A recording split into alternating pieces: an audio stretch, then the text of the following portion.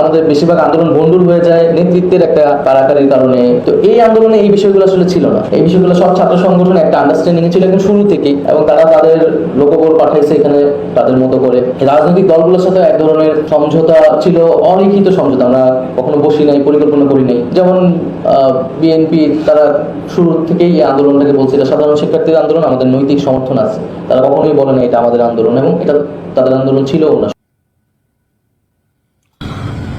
প্রথমত আমি নাহিদকে একটা পরামর্শ দেই, যেহেতু তারা একটা রাজনৈতিক দল করেছে এবং তিনি দলটির প্রধান, উপদেষ্টাদের মধ্যে বা ছাত্রদের মধ্যে এই আন্দোলনে যিনি ধৈর্য এবং কি নানান ধরনের চড়াই উতরাই পেরিয়ে আজকে জাতীয় নাগরিক পার্টির মতন দলটির প্রধান হয়েছেন, প্রথমত একটা বড় ভাই হিসাবে আমার মনে হয় যেটা আমার একটা পরামর্শ দেওয়া উচিত যে আপনারা কথা বলার সময় একটু হিসেব নিকেশ করে বলবেন। কারণ আপনি একজন রাজনীতিবিদ, এখন আপনার যে কোনো একটা কথা যদি একটু ভুলভাল হয়ে যায় সেটা নিয়ে মার্কেটে কাউন্টার হবে, আলোচনা হবে, সমালোচনা হবে।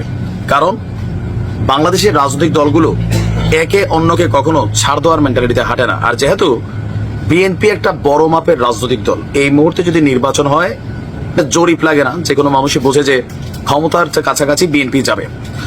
তো নাহিদের এই বক্তব্যটা, ভিডিওর প্রথমে যে বক্তব্যটা আপনারা শুনেছেন, এটা নিয়ে এই মুহূর্তে সোশ্যাল মিডিয়াতে আবার তোলপাড় যে এই আন্দোলনটা বিএনপির আন্দোলন ছিল না, এবং বিএনপির সাথে এই প্রথমবারের মতন কিন্তু তিনি প্রকাশ্যে বললেন যে কোন রকম প্ল্যান, পরিকল্পনা, বৈঠক আসলে হয় নাই, সমঝোতা হয় নাই। শুধু বিএনপি তখন বলছিল যে আন্দোলনে আমরা নৈতিক সমর্থন করছি, আর এই আন্দোলনের টোটাল প্ল্যানারই ছিল ছাত্র জনতার মাধ্যমে এই আন্দোলনটা হয়েছে। এখন নাহিদের এই বক্তব্যটা আসলে কোন জায়গাতে ভেজাল ক্রিয়েট করে আপনি দেখেন।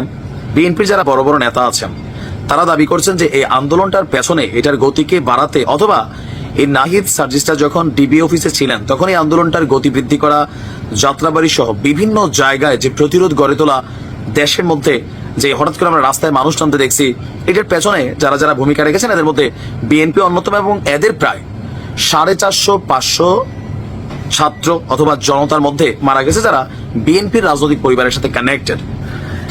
তো এই যে বক্তব্যগুলা, কেউ কেউ বিএনপির মধ্যে আবার একটু অতিরিক্ত দাবি করছেন যে টোটাল আন্দোলনের মাস্টার মাইন্ড জনাব তারেক রহমান। বাট তারেক রহমান কখনো এটা বলেন না যে তিনি মাস্টার মাইন্ড, আর এটা বলার বিষয় না। যিনি মাস্টার মাইন্ড তিনি অলওয়েজ পেছনেই থাকবেন, পর্দার আড়ালে। তো যে ক্রেডিট ইস্যুতে রাজনৈতিক প্ল্যাটফর্মে এসে এই যে বিভক্তি, এইটাই কিন্তু ছাত্রদের সাথে গতানুগতিক যে রাজনৈতিক দলগুলো আছে তাদের মধ্যে একটা দ্বিধাদ্বন্দ্ব তৈরি করে। ইভেন আরেকটা মেসেজ ক্রিয়েট করে যে এই আন্দোলনটা টোটালি ছাত্ররাই করছে। বাট হু ইজ ছাত্র? নাহিদের কি রাজনৈতিক পরিচয় ছিল না? সেও তো একটা রাজনৈতিক দল করতো, আসিফ করতো, সার্জিসরা করতো তৎকালীন প্রেক্ষাপটে, শিবিরের পোলাপাইন শিবিরের তারা গোপনে করতো, ছাত্রদলের তারা ছাত্রদলের রাজনীতি করতো।